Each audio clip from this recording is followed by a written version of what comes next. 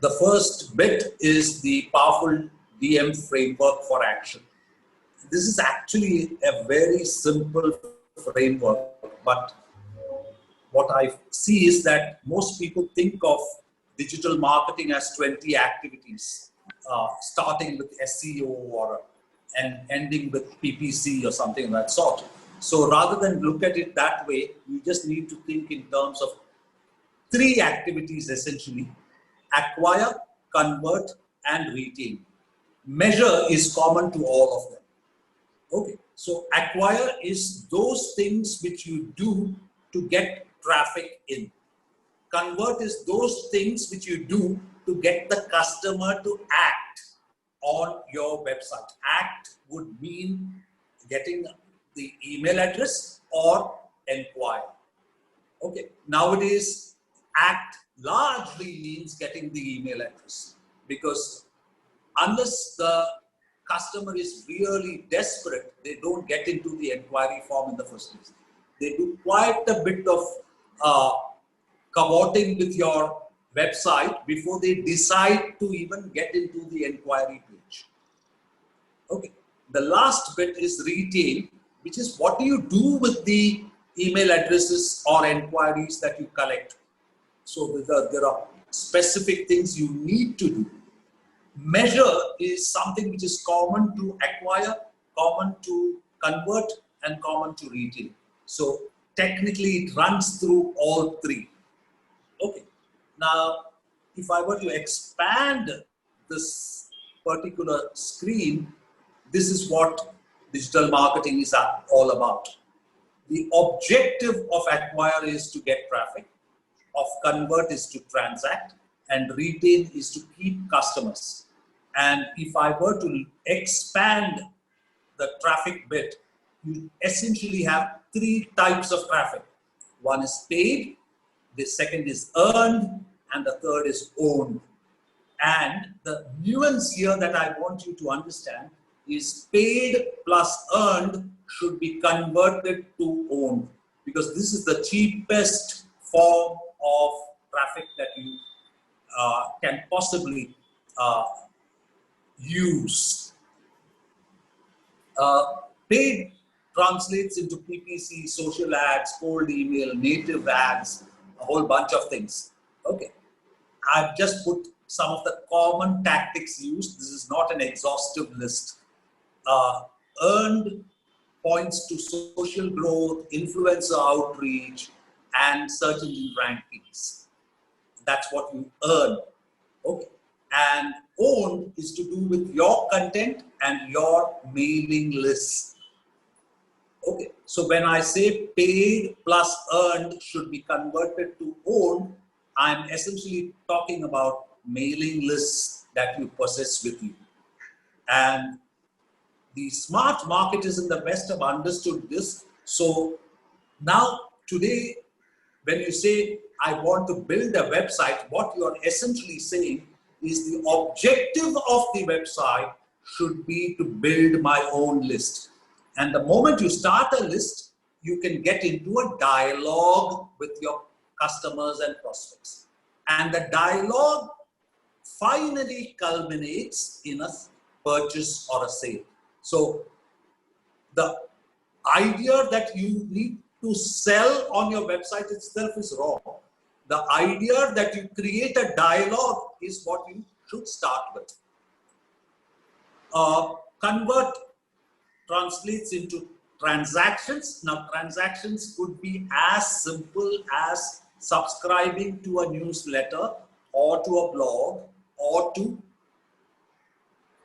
lead magnet, as we call nowadays, that is download a PDF, or probably something like what your guys are doing today, which is attending a webinar.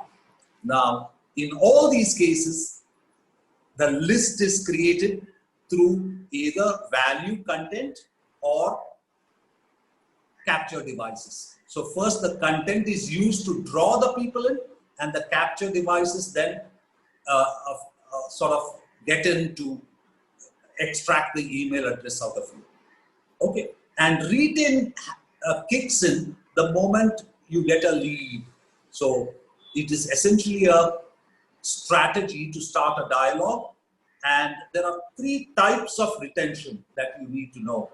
The first one is called pre-sell. That means as soon as a lead comes, he has not bought anything for you. He's just shown interest in your product stroke service. So you start the pre-sell, and then when he does buy, you start the onboarding. Now, onboarding is a tactic which is used largely in the SaaS-based companies which sell software as a service products. Onboarding is used to pass information to prospects or customers in bits and pieces so that they optimally use the system. So onboarding is an effective strategy to get people to use the system in the best possible manner. And upsell happens to actually existing customers. That means somebody has bought a $10 product, and now you're upselling to the $20 product.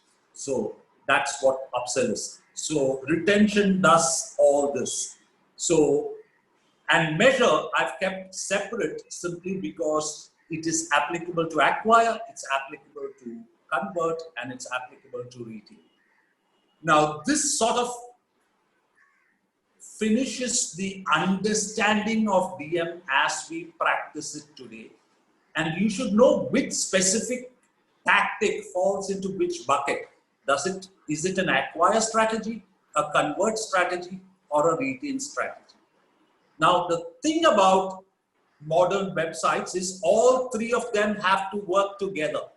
So I get many of my clients saying, I've built a website, but nothing seems to be happening. That's because you've only looked at one pillar out of 3. Unless you have acquire, convert, and retain flowing together, you cannot succeed online today. So just check whether you've done all these 3 in case you are reflecting on what is happening with your website. Now, measure is also very simple. If you were to look at it clinically from acquire, convert, and retain, the problem is that there is a large number of KPIs. For example, you peer into Google Analytics. They give you so much information that you get completely intimidated by this. Now, the best way to look at it is when you're acquiring, you're looking at how many people you're targeting, how many engage with your ads, and how many click your ads. The moment people click, they get into your website or landing page, so that gets into the visits area. Again, there you can look at length of stay or time of interaction and things like that. And finally, how many people end up in your mailing list or enquiry form. Enquiry forms will be far lower than the mailing list. Okay, next one is retain. In retain, the moment the transaction happens, the minimum possibility is of a lead. And you're measuring the number of leads to the number of closes. That means I get 10 leads and I close 5, my retention rate is 50%. Out of those who close, some will be loyal. That means they will be buying repeatedly from you. And some will be like the Apple fans or the Harley-Davidson fans. They will go on to advocate your brand. So retention is this.